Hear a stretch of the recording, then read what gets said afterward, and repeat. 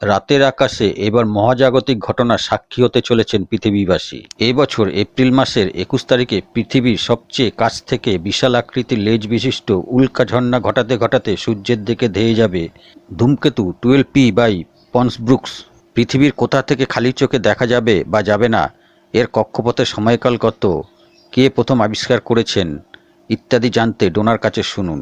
তার আগে বন্ধুদের কাছে আবেদন, যারা চ্যানেলটি সাবস্ক্রাইব করেননি তারা অবশ্যই সাবস্ক্রাইব করবেন এবং বেলটি প্রেস করে অল করে দেবেন। 12P পন্সব্রুকস হল একটি পর্যায়ক্রমিক ধূমকেতু যার কক্ষপথ 71 বছর। 20 থেকে 200 বছরের কক্ষপথের ধূমকেতুগুলি হল হ্যালি টাইপ। হ্যালি টাইপ ধূমকেতু হল একটি বরফময় ছোট সৌর জগতের দেহ যা সূর্যের কাছাকাছি যাওয়ার সময় উষ্ণ হয় এবং গ্যাস নির্গত করতে শুরু করে, একটি প্রক্রিয়া যাকে আউটগ্যাসিং বলা হয়। এটি একটি বর্ধিত মহাকর্ষীয়ভাবে আনবাউন্ড বায়ুমণ্ডল বা নিউক্লিয়াসকে ঘিরে কোমা এবং কখনো কখনো ধূমকেতু তৈরি করে। এটি সবচেয়ে উজ্জ্বল পরিচিত পর্যায়ক্রমিক ধূমকেতুগুলির মধ্যে একটি, যা পেরিহেলিয়নের দিকে প্রায় 5-এর অ্যাবসলিউট ভিজুয়াল ম্যাগনিটিউড পৌঁছে। কোনো গ্রহের কক্ষপথের এমন বিন্দু যেটি সূর্যের নিকটতম, তাকে পেরিহেলিয়ন বলা হয়। ধূমকেতু পন্সব্রুকস অবশ্যই মার্সেইল অবজারভেটরিতে 1812 সালের জুলাইয়ে জিন লুই পন্স দ্বারা আবিষ্কৃত হয়েছিল এবং 1883 সালে উইলিয়াম রবার্ট ব্রুকস এর পরবর্তী উপস্থিতিটি আবিষ্কার করেন। এর পরবর্তী পেরিহিলিয়ন প্যাসেজ হল 21শে এপ্রিল 2024 সাল।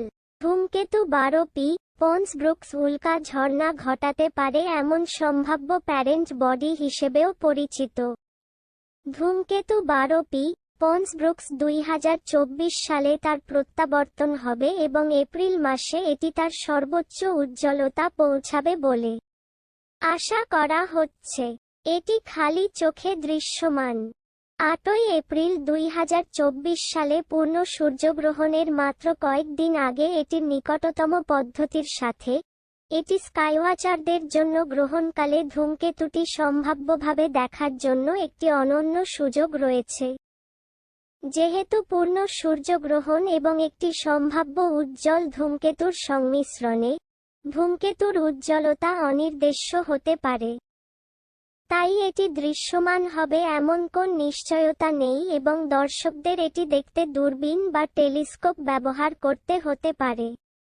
2024 এর প্রথম সূর্যগ্রহণ হবে 8ই এপ্রিল তারিখে, যা ভারত থেকে দেখা যাবে না। গ্রহণ দৃশ্যমান না হওয়ার কারণে এর সূতককালও ভারতে বৈধ হবে না। পশ্চিম এশিয়া, দক্ষিণ পশ্চিম ইউরোপ, অস্ট্রেলিয়া, আফ্রিকা, উত্তর আমেরিকা সহ অনেক দেশেই এই গ্রহণ দৃশ্যমান হবে। তা সত্ত্বেও এই জ্যোতির্বিজ্ঞানের ঘটনাটি মিস করবেন না।